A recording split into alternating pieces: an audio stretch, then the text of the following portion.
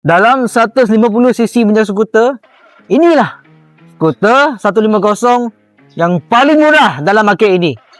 W Motor Extreme 150. Saya tunjuk bentuk dia. Korang boleh tengok, ini warna grey lah. Grey campur dengan warna kuning. Stripe warna kuning. Badan warna grey. Apa yang special dekat motor ni? Nanti saya akan tunjuk. Korang tengok bentuk Extreme 150. Saya tunjuk. Let's go. Who he with, now it us. That boy sus. Get the punk, that's a must. I don't trust. Oh cool, okay, oh cool. In Tokyo, I'm with. Harga bulanan dalam 220 anggaran 5 tahun 149cc single cylinder, single overhead cam 4 stroke, meter fully LCD, lampu depan, signal depan, lampu belakang, signal belakang, semua fully LED. Kunci pakai keyless, tapi dalam di mana remote ada kunci. Nampak? Tekan ini, kunci ni dia akan keluar. Contoh kalau susah sikit buka. Contoh kalau katakan kunci bateri kong. Jadi kalau kita nak start motor, ini cara dia masuk kuncinya. Ini. Kompartmen depan kiri, kita tekan je macam tu. Tekan je dia akan keluar. Kompartmen belah kiri kita tekan je. Dia tak macam Nexi ataupun XEDV dia pakai magnet. Bukan, ini pakai klip biasa. Korang nampak tangan saya cuma masukkan. Dalam gila kompartmen ni. Kalau kita nak letak handphone, ini tak ada masalah. Belah kanan pun ada kompartmen. Tinggal tekan je, akan buka. Lepas tu dalam sini ada dua supplier untuk USB lah. Ini untuk adapter, ini Type A. Boleh tak Extreme 150 buat satu biji handbag? Kita tengok.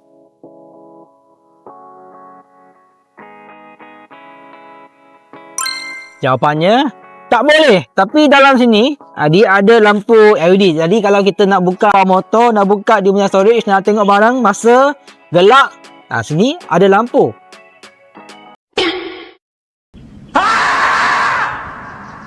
Barang ni kacau.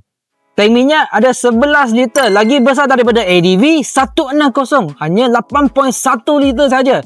Jalan jauh, tak perlu risau. Motor ni pakai air coolant. Radiator dekat sini. Okay, ketinggian seat motor ni ada 765 mm. Sama dengan Nexi 180. Korang tengok di mana ketinggian motor ni. Tak tinggi, tak rendah. Ngam-ngam. Ini tayar depan, tayar belakang ada ABS. Tapi satu barang, windshield ni, kalau kita macam ADV 160, kita nak adjust windshield, kita tarik aja. Tapi motor ni bukan tarik, kita pulas. Ini pulas. Kalau nak ketak, pulas balik. Gini. Motor ni berat dia 143 kg. Saya tolak motor bagi korang tengok. Untuk saya, okey lah. Tak berat lah. Untuk kelebihan motor ni, saya dah survey banyak motor dalam market Malaysia ni. Motor ni paling murah skuter kategori dalam 150cc. Kalau korang tak percaya, korang pergi survey dulu. Kalau korang jumpa motor skuter 150cc lagi murah daripada motor ni, korang boleh komen dekat bawah. Yang kedua, motor ni ada extra compartment. Compartment pun dalam sangat. Yang ketiga, ada dua power supply. Yang keempat, motor ni tayar depan, tayar belakang ada ABS. Untuk pendapat saya, kalau korang nak cari skuter cc yang tak kecil sangat, dalam masa yang sama korang nak jimat, korang boleh consider motor ni.